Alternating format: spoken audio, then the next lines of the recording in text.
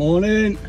It's Wednesday morning and we're up in sunny Barrow In Furness.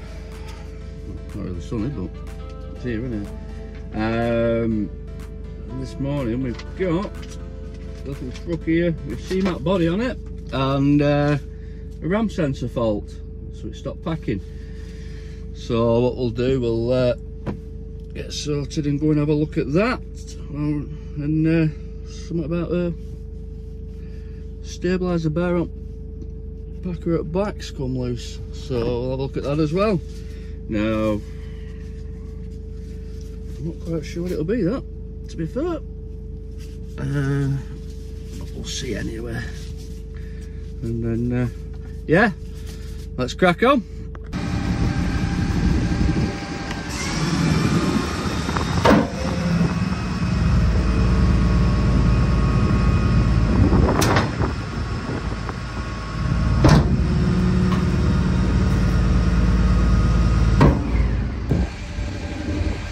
Just me or not, but that seems to be working alright to me. I'll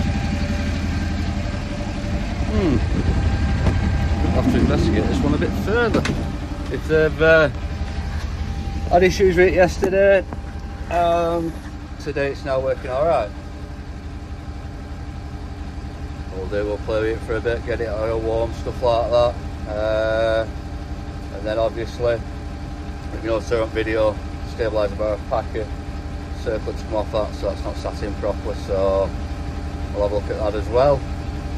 But yeah, random how that's now decided it wants to work, innit? So we'll get some overalls and boots on and have a play with it. Right, so we're seeing ram sensor fault, still nothing on it. Been working and it's still working alright. So there's that stabiliser arm on the packer plate at the back. Circlips come off it and the arm's more or less fallen off, so unfortunately I don't have a circlip that big on my van. The pin that goes through the body, I've got the pin out, cleaned it all up, cleaned the rose joints up inside the stabiliser arm, and just need to put it all back together now. So I still don't have a circlip, and I really don't know I'm going to find a 32mm circlip in Barrow In Furness at 7 in the morning. So what I'll do, a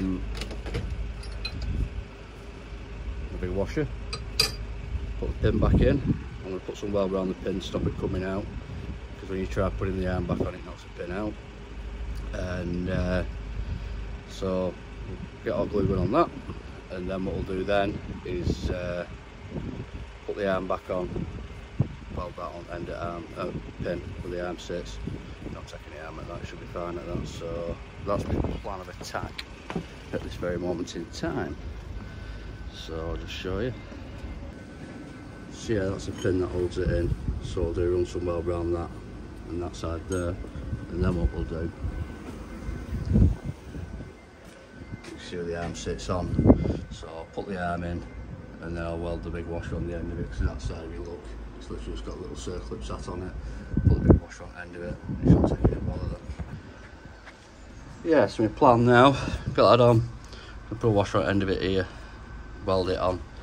I don't think it'll take no bother at that then, it should be fine. It's only stabilising barefoot packer anyway, so job's a good one.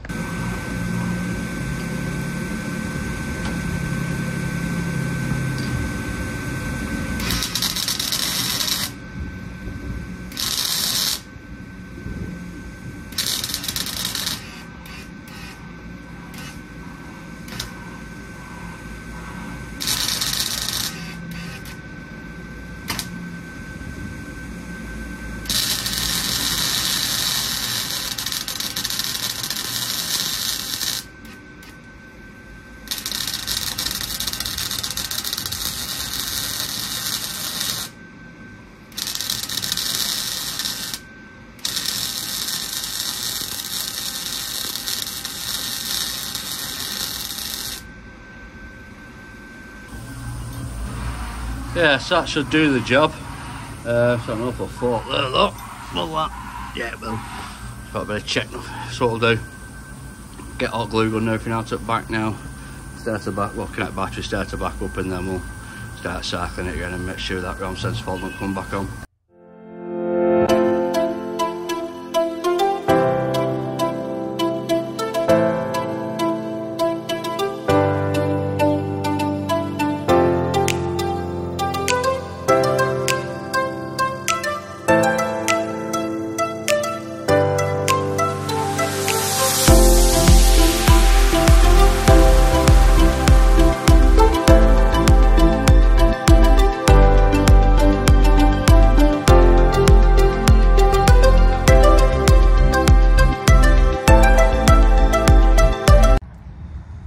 Morning, welcome back to the channel. It's Thursday morning and truck for MOT.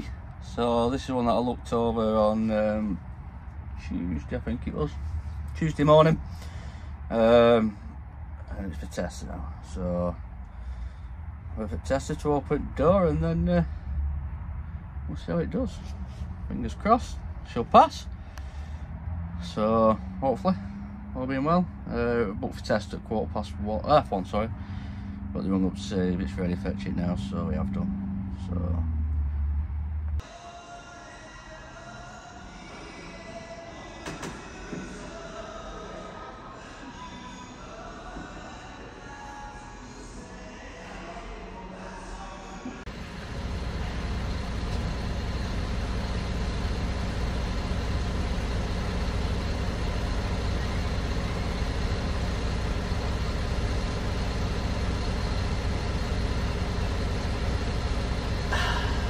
good old MOT.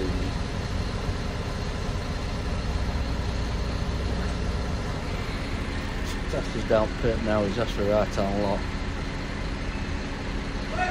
Oh, we've got left hand lock now, so he's just checking steering.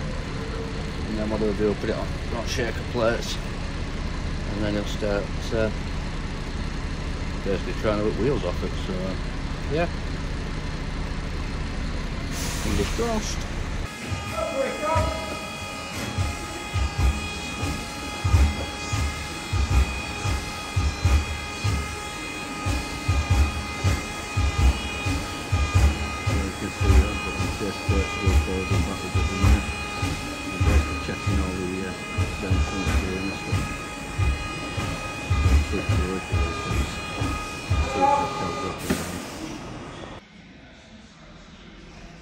Yeah, wheels stayed on. No shaker plates, so they go side to side, and then they go forwards and backwards. You'll see weight curbs, tyres under the rims and all sorts when they're doing it. Absolutely brutal. This with an empty truck, so you can imagine it's like a loaded truck. Frightening. But he's merrily tapping away under there at the minute. So right, so we've been through test. Just got back to Charlie now. Put wheel nut markers back on it. Just up paperwork side of things. See there, pass. I'll do no advisories, no nothing. Happy days. That's a nice and easy one. Wheel nut markers back on, fill paperwork out, and just got to grease sweep blade on back. And that's done then. We'll crack on to the next job, which is an Adblue fault. I started yesterday, and I'll get this finished off and then we'll jump onto that and I'll show you what to do with that one. Yeah, so this Adblue pump here I'm thinking is faulty because on the dosing unit we're only receiving 4 bar of pressure off this pump. So I've only checked the texter and it's showing 4 bar of pressure, which should be roughly about 10 bar of pressure. So what I'm going to do, whip this off, put a new one on, see what happens. Yeah, so we can see on the texter here, the issue we was having was the Adblue pressure in the pump.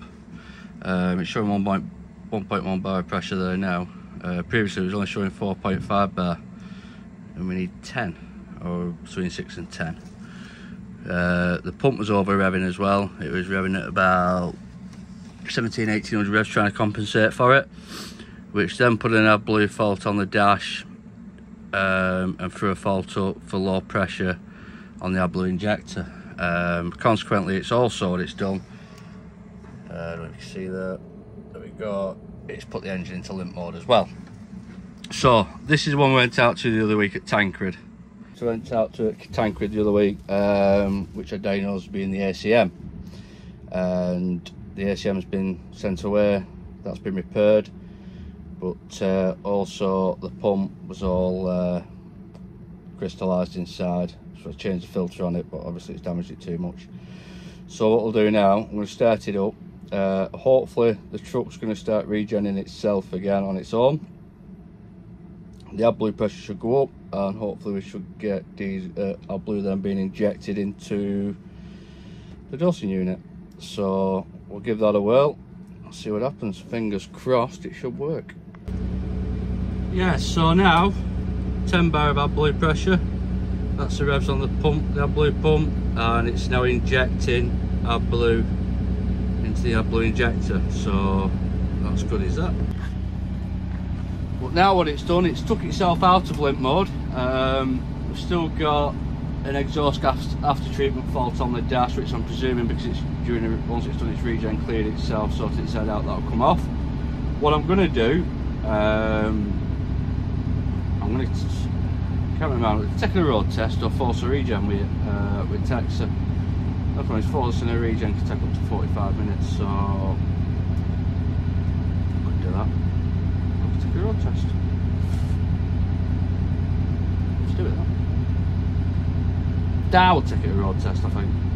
It should clear itself then. We'll bittle up.